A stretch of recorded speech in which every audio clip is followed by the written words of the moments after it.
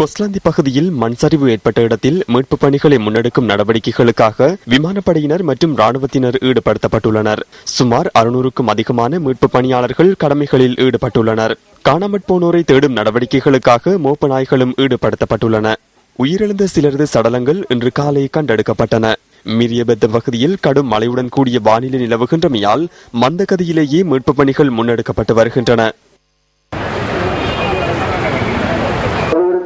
மலையக கல்வி அபிவிருத்தி சங்கத்தின் ஏற்பாட்டில் கொழும்பு செட்டியார் தெருவில் அனுதாப பேரணி ஒன்று இன்று முன்னெடுக்கப்பட்டது.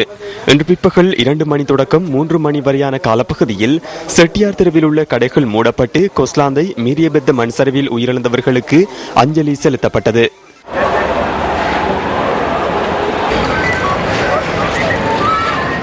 செட்டியார் தெருவில் ஆரம்பிக்கப்பட்ட இந்த அனுதாப பேரணி 5 சந்தி வரை பயணித்ததுடன் இந்த பேரணியில் பலர் பங்கேற்றிருந்தனர். அங்கு மெழுகுவர்த்தி ஏற்றப்பட்டு மௌன அஞ்சலி செலுத்தப்பட்டதாக எமது பிராந்திய செய்தியாளர் தெரிவித்தார்.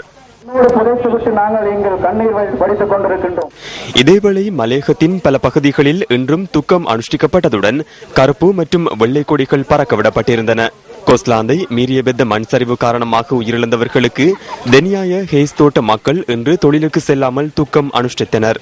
அத்துடன் அவர்களின் ஒரு நாள் ஊதியத்தையும் பாதிக்கப்பட்டவர்களுக்கு வழங்குவதற்கு முன்வந்துள்ளதாக எமது பிராந்திய செய்தியாளர் தெரிவித்தார். நம்ம பிள்ளைங்களுக்கு நம்பிக்கை அக்கா தங்கச்சிக்கு எல்லாத்துக்கும் இந்த நிலைமை வந்துருச்சு. இந்த நிலைமை எல்லாத்துக்கும் வராம இருக்கிறவங்கள சரி காப்பாற்றணும். அதைத்தான் நாங்க ஆண்டவர்கிட்ட வேண்டிக்கிட்டு வந்ததால் பிள்ளைங்களாம் அம்மா காணா அப்பா காணா அக்கா தங்கச்சி காணா அப்படின்னு சொல்லி சரியான கவலைப்பட்டு துக்கமா இருக்கு.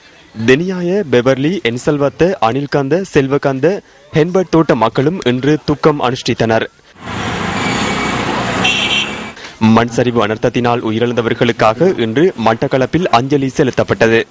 கிழக்கு பல்கலைக்கழகத்தின் மட்டக்களப்பு கல்லடியில் உள்ள சுவாமி விபுலானந்தர் அழகியற் கற்கைகள் நிர்வாக மண்டபத்தில் சுடர் ஏற்றப்பட்டு அஞ்சலி செலுத்தப்பட்டது.